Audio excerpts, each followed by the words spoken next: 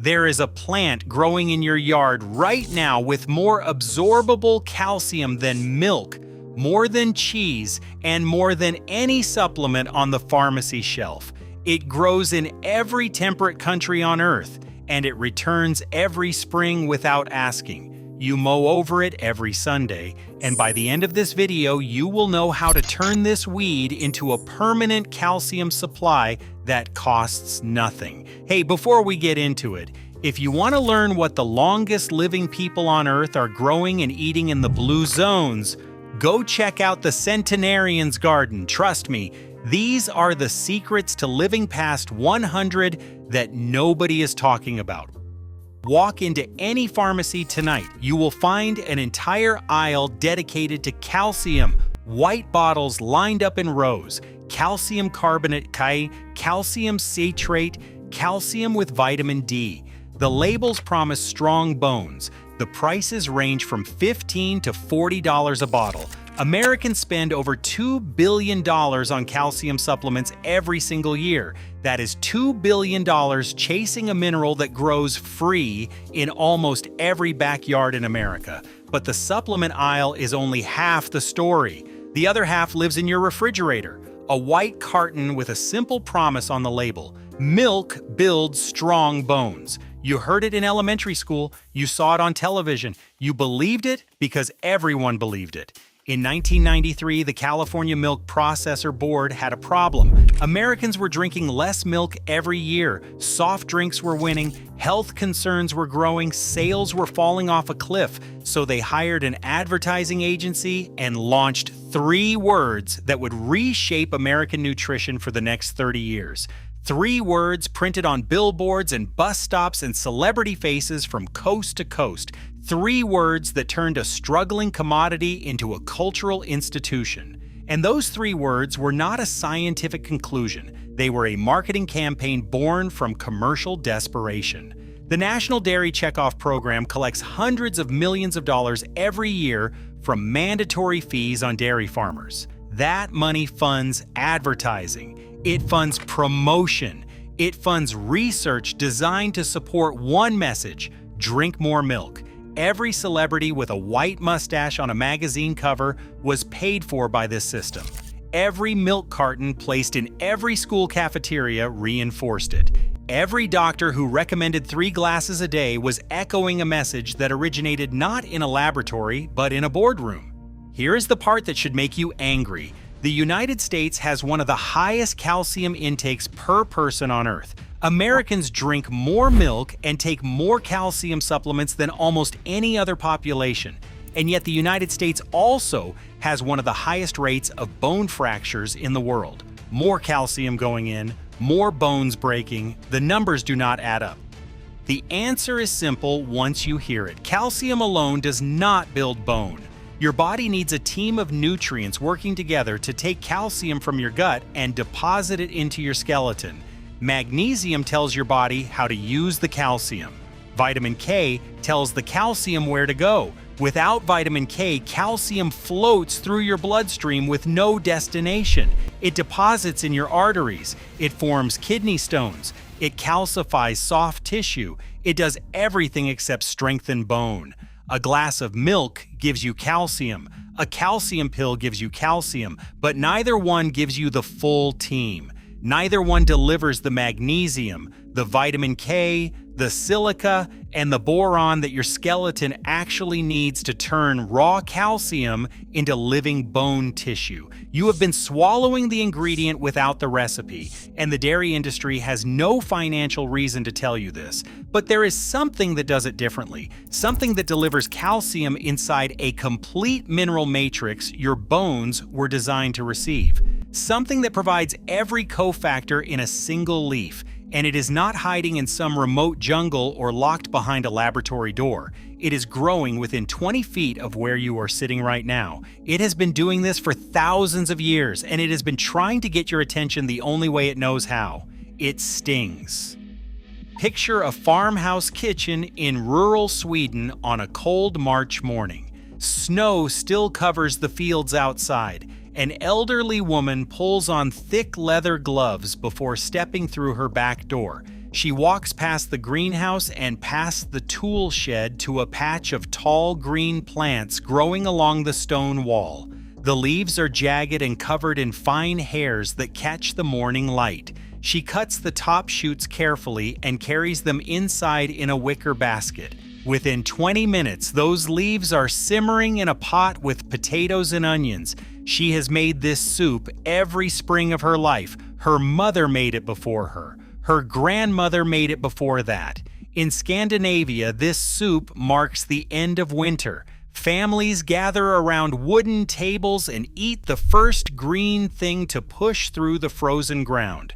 The plant arrives before the garden is ready, before the lettuce, before the spinach, before anything else dares to grow. It is the first food of spring, and it has held that title for centuries. Now travel 6,000 miles east to the mountains of Nepal. In the villages scattered across the Midwestern hills, this same plant grows wild on stone walls, along footpaths, and across open wastelands. Local families cook the tender young shoots like any other leafy vegetable. It appears in curries and soups, and alongside rice at nearly every meal during the growing season. It is one of the most highly valued plants in Nepalese society. It even appears on the menus of 5-star hotels in Kathmandu, alongside dishes that cost 20 times more but deliver a fraction of the nutrition. Go back in time. 2,000 years ago in ancient Rome, a Greek physician named Galen recommended this plant for dog bites, gangrenous wounds, nosebleeds, pleurisy, pneumonia, and asthma. He prescribed it as both a diuretic and a laxative. Roman soldiers stationed in Britain brought bundles of it with them to rub against their legs during long marches through cold and wet terrain. The stinging sensation generated heat and blood flow. Pain was the medicine. The sting was the delivery system. Go back even further. In 1995, archaeologists in Denmark examined the burial remains of one of the wealthiest men of the Bronze Age. He died approximately 2,800 years ago. His body was cremated and his bones were wrapped in a fine textile cloth before being placed inside an ornate bronze urn. When researchers analyzed the fibers under a microscope, they expected linen or wool. What they found was cloth woven entirely from the fibers of this plant. The quality was extraordinary. Researchers concluded that top-quality fabric from this plant was comparable to raw silk. The most powerful man in his region was buried in it. That is not a weed, that is a treasure. During World War I, the German Empire faced catastrophic textile shortages. Cotton could not get through the naval blockade. The military turned to this plant as a fiber substitute. Captured German uniforms were later analyzed and found to be 85% fiber from its stems. Entire armies were clothed by it. Entire nations depended on it. Then the war ended, cotton returned, synthetic fibers arrived, and within 50 years nobody remembered. The same plant, the same leaves, the same roots, food on the table in Sweden, medicine in the hands of Roman soldiers, silk-quality cloth in a Bronze Age tomb, uniforms on the backs of 1 million soldiers, and in your backyard right now you spray it with herbicide and curse when it touches your ankle. The plant is stinging nettle Urtica dioica. It contains more bioavailable calcium than anything in your refrigerator or your medicine cabinet. 8 ounces of blanched stinging nettle leaves contain 428 milligrams of calcium. The same amount of whole milk contains 275 milligrams. That is 56% more calcium from a plant you have been ripping out of the ground and throwing in a garbage bag. Per 100 grams, nettle delivers 481 milligrams of calcium. That is 3.5 times higher than milk by weight.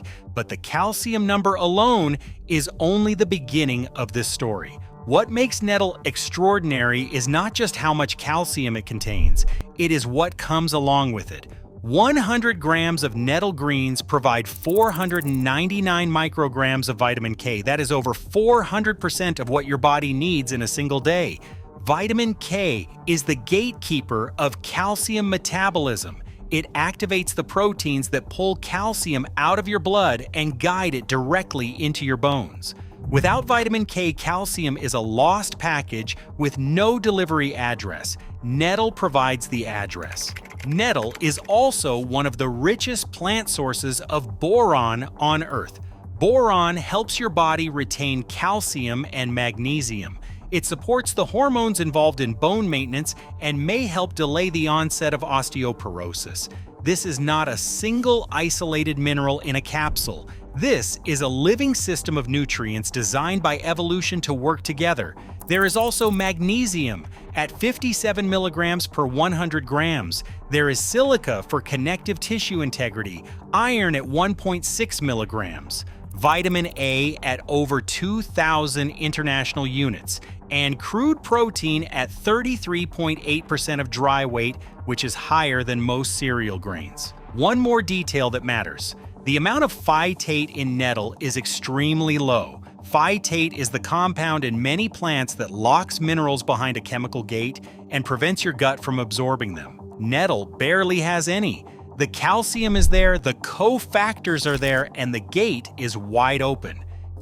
Consider what that means in practical terms. Research shows that daily consumption of just 14 to 15 grams of stinging nettle can meet 100% of recommended calcium intake, 14 grams. That is a small handful of dried leaves steeped in a cup of hot water, 1 cup of tea every day. No capsules, no cartons, no monthly subscriptions. Now search any major medical database. Look for studies on dairy and calcium. You will find thousands. Entire careers have been built on studying whether milk builds strong bones.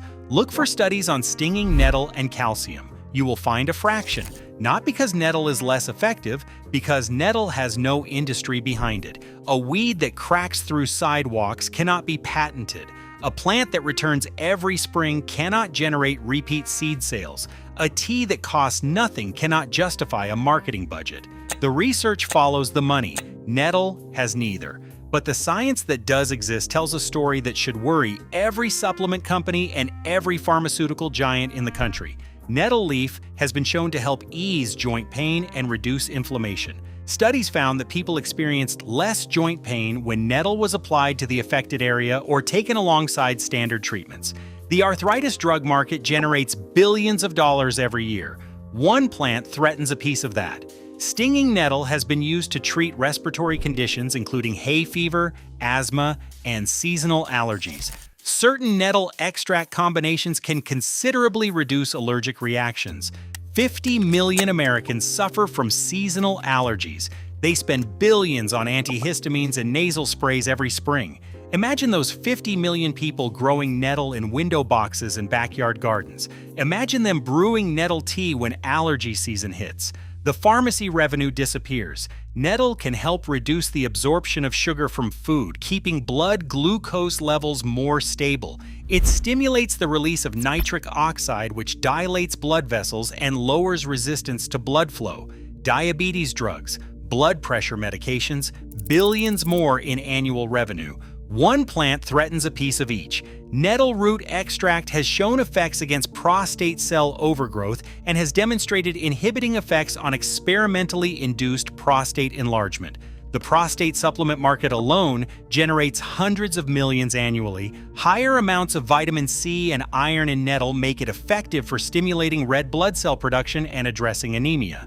Vitamin C enhances iron absorption in the gut, while iron is a critical building block of hemoglobin. Calcium supplements, allergy pills, arthritis cream, blood sugar medication, prostate formulas, iron tablets, 6 aisles in the pharmacy, 1 plant along the fence. The math does not favor the pharmacy. This is not conspiracy. This is economics. Companies fund research that supports their products. They do not fund research that makes their products unnecessary. A self-seeding perennial weed that addresses 6 conditions simultaneously and costs nothing after the first encounter will never generate shareholder value. So the funding goes elsewhere, the knowledge gap persists, and you keep mowing every Sunday morning. You do not need to buy anything to start. You do not need to order seeds. You do not need a garden bed or a greenhouse or a single dollar of investment.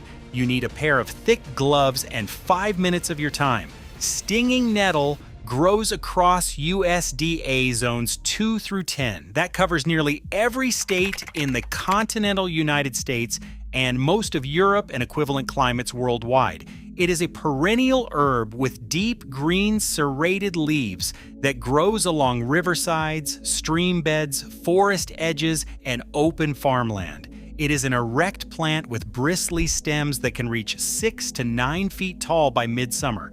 It thrives in fertile, moisture-rich soil. It lines your fence. It clusters beside your shed. It fills the edges of drainage ditches and creek banks. You already know where it is because you have been avoiding it your entire life. Harvesting is simple. Wear thick gardening gloves. Focus on the uppermost leaves and the youngest shoots that emerge in spring and early summer.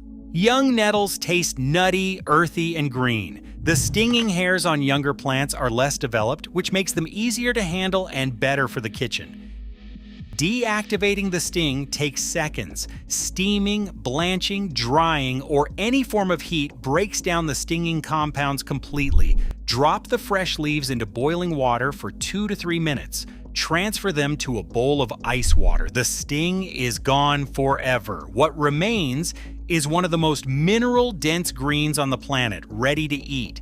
Cook them into soup the way Scandinavian families have done for centuries. Blend them into pesto with garlic and olive oil. Stir them into pasta. Fold them into omelets. Mix them into bread dough. Dry them and grind them into a fine green powder to sprinkle over salads, soups, sandwiches, smoothies, and anything else you eat. Every preparation that works for spinach works for nettle, with dramatically more calcium and dramatically more vitamin K. But the most powerful preparation is the simplest one. Take 1 ounce of dried nettle leaves and place them inside a glass jar. Pour boiling water over the leaves until the jar is full. Seal it tightly. Let it steep for 4 hours or overnight. This long infusion draws the minerals out of the leaf structure and into the water far more effectively than a quick tea bag ever could. After 4 hours, strain the liquid and drink it throughout the day. 1 jar every morning. Your entire daily calcium requirement met by a plant that stung your ankle last Tuesday. The spent leaves go straight into your compost pile or under your fruit trees where they continue feeding the soil. Nothing is wasted. Nothing is thrown away. Stinging nettle is a perennial. This single detail changes everything. It does not die in winter. It retreats underground into its root system and pushes back through the soil every spring without fail. It spreads quietly through underground rhizomes, expanding its territory while you sleep. You do not replant it. You do not buy new seed each season. You do not renew a subscription. Dried nettle leaves store for 12 months or longer in sealed glass jars kept away from direct light. A single spring harvest fills enough jars to supply your calcium through the entire winter. No cold chain shipping, no factory processing, no industrial supply chain between you and the mineral your bones need most. Think about what happens when supply chains break. Pharmacy shelves go bare. Supplement shipments stop arriving. Milk prices double overnight. The family dependent on calcium pills and dairy cartons faces a sudden nutritional gap with no backup plan. But the family with nettle growing along the back fence faces no disruption at all. They harvest leaves in spring. They dry them for winter. They follow no complicated process and depend on no factory in another state. Their calcium supply is secure because it is rooted in the ground beneath their feet. This is what resilience looks like. Not a stockpile, not a subscription, a plant that comes back every year whether anyone asks it to or not.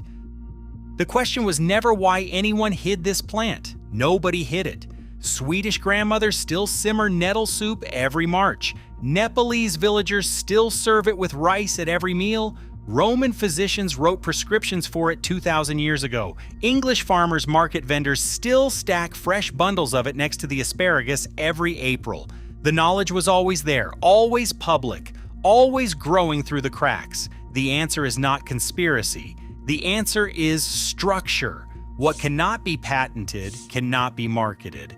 What cannot be marketed does not enter consciousness. 2 generations grew up reaching for the milk carton and the supplement bottle while the answer pushed uninvited through the fence line and got sprayed with weed killer for its trouble. The plant does not care about revenue streams or marketing budgets or industry lobbying. It cares about one thing: returning. Every spring, it will push through the same soil whether you want it there or not. It has done this for thousands of years before you were born, and it will do it for thousands of years after. The only question left is whether you keep mowing it down or whether you finally put on a pair of gloves and meet it halfway. Every spring, stinging nettle will return to remind you that the most valuable things in life often cost the least. A patch of ground along a fence, a pair of leather gloves, a pot of boiling water, and then years of calcium from a plant that Western nutrition ignored, while 500 million people across Europe and Asia ate it for dinner. And don't forget, if you want to grow what the healthiest people on the planet are growing and start living like them, Centenarian's Garden has got you covered. Go show them some love.